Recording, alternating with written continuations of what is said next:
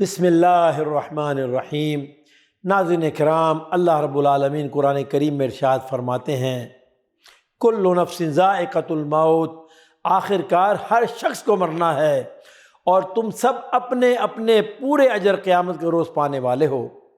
کامیابی دراصل وہ ہے جو وہاں آتش دوزخ سے بچ جائے اور جنت میں داخل کر دیا جائے۔ رہی ہے دنیا تو یہ محض ایک ظاہر فریب چیز ہے۔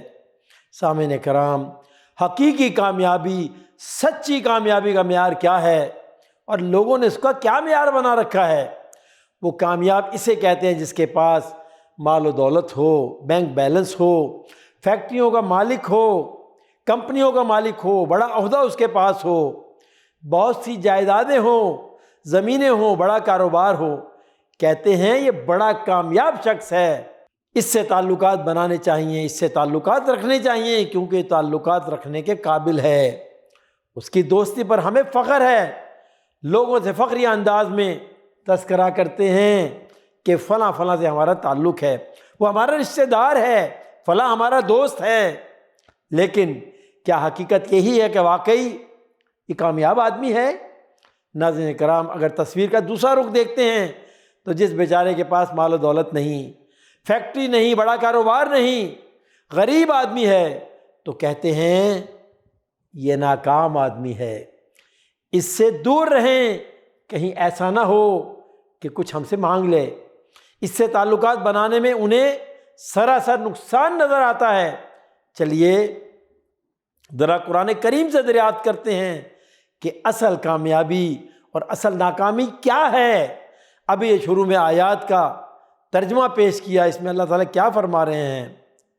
فَمَنْ زُحْزِحَ عَنِ النَّارِ وَأُدْخِلَ الْجَنَّةَ فَقَدْ فَازَ۔ اللہ اکبر۔ فرمایا کامیاب کون ہے؟ جسے جہنم کی آگ سے بچا لیا گیا اور جنت میں داخل کر دیا گیا، وہ کامیاب ہو گیا۔ کون سی کامیابی؟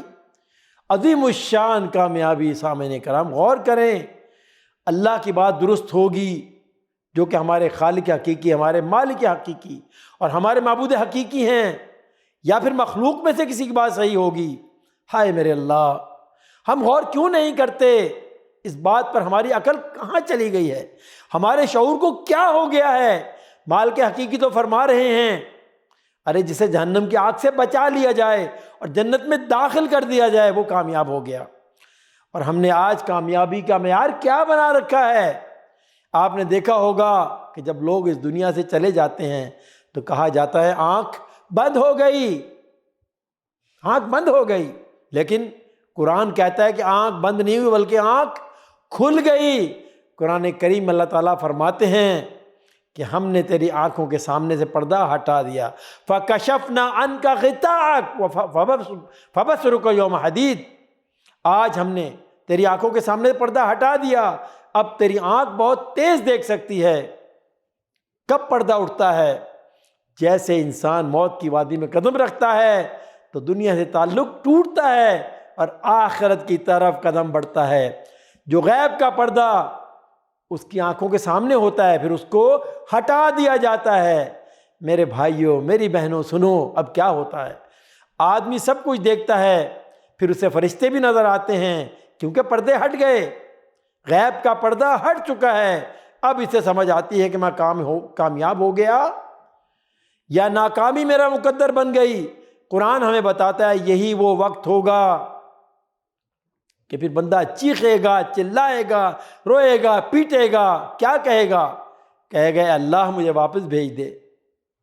کیوں واپس بھیج دے؟ لعلی اعمل صالحا فیما ترکت، میں وہ عمل کروں گا جا کے جو میں چھوڑ آیا تھا، جن اعمال کی طرف مجھے بلایا جاتا تھا میں ٹال مٹول کرتا تھا۔ اذان کی آواز مجھے آتی تھی لیکن میں کیا کرتا، مصروفیت بہت تھی۔ لیکن میرے رب، اب میں نے جان لیا، میں نے سمجھ لیا، میں نے سن لیا، میں نے دیکھ لیا، میری توبہ، اے اللہ مجھے ایک موقع اور دے دے، اللہ مجھے دنیا میں واپس بھیج دے تاکہ ان اعمال کو کر سکوں جن کو میں اہمیت نہیں دیا کرتا تھا، جن کے بارے میں شک میں پڑا ہوا تھا، لیکن اب میں نے سب کچھ دیکھ لیا، میری توبہ۔ حکم ہوگا اب وقت گزر گیا، جو وقت دیا گیا تھا وہ تو نے ضائع کر دیا۔ ناظرین کرام، نبی اکرم صلی اللہ علیہ وسلم فرماتے ہیں عقل مند صرف وہ ہے جو آخرت کی تیاری میں لگا رہتا ہے، کیونکہ دنیا فانی ہے، یہ دنیا ختم ہو جانے والی ہے، یہ دنیا بڑی مختصر ہے، اس کا قیام بہت مختصر ہے، لیکن آخرت، اللہ اکبر، آخرت دائمی ہے، سرمدی ہے، نہ ختم ہونے والی، ہمیشگی کی ہے۔ اور عقل مند وہ ہے جو ہمیشہ کی چیز کے لیے محنت کرے۔ بہت سے لوگ یہ سمجھتے ہیں کہ کیا بندہ دن رات بس عبادت ہی کرتا رہے، یعنی نماز پڑھتا رہے، ذکر کرتا رہے۔ بھائیو، میری بہنوں، ہم نے عبادت کا صحیح مفہوم اس کو سمجھا ہی نہیں۔ اللہ اور اس کے رسول نے جن باتوں کا حکم دیا ان پر عمل کیا جائے تو ہمارا ہر عمل اللہ کے فضل و کرم سے عبادت میں تبدیل ہو جائے گا۔ حرام حلال کو سمجھ کے زندگی گزاری جائے، اللہ کے حقوق کو ادا کیا جائے، اللہ کے بندوں کے حقوق کو ادا کیا جائے، نظروں کی حفاظت کی جائے تو سب عبادت بن جائیں گی۔ اللہ رب العالمین کی بارگاہ میں دعا ہے جو صحیح بات سنے گی اس پہ عمل کی توفیق عطا فرمائے، آمین یا رب العالمین۔ وصلی اللہ علی نبینا محمد وعلی آلہ وصحبہ اجمعین۔